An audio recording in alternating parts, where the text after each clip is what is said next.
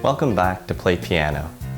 We have advanced quite far in this course, and now we'll be covering the concept that many composers and songwriters alike use in their creative process, modal mixture. Up until now, we've learned that minor scales can be related to major scales via key signature. The minor scale starts and ends on the 6th degree. And we discussed how this type of relationship is known as relative minor. Well, in this video, we are introducing the concept known as parallel minor. A parallel minor is simply the minor scale that shares the same beginning letter name as a major scale. For example, C major and C minor are parallel major-minor scales of each other, just like G major and G minor, or D flat major and D flat minor. In episode 19 and 22, we looked at the diatonic triads and tetrachords found in major and minor keys. Modal mixture, also known as borrowed chords, substitutes diatonic triads or tetrachords found in the parallel key for the diatonic chords found in the original key. In other words, we could see triads or tetrachords normally found in C minor in a C major piece. This kind of technique allows composers to color the music with unexpected yet functional harmony, adding interest to the work. Modal mixture, however, doesn't have to stop at just Aeolian mode or the natural minor mode. All the other diatonic chords taken from modes we covered in episode 11 are in play for songwriting.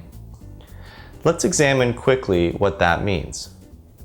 Instead of writing, say, C major and borrowing chords from the parallel C minor, why not borrow from C Dorian, C Phrygian, or C Mixolydian, and so on?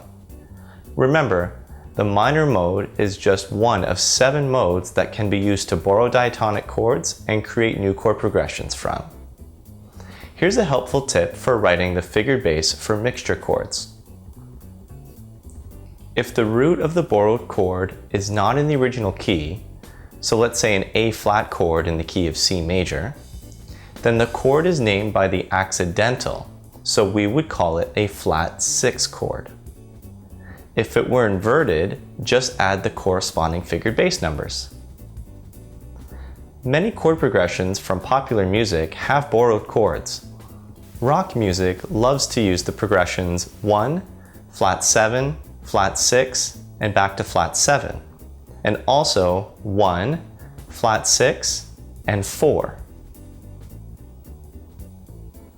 Cadences in popular music substitute the 5 chord for the flat major 7 chord, or flat 2, flat 3, or even the flat 6. Different genres tend to borrow more than others, so definitely watch out for mixture the next time you're listening to your music library.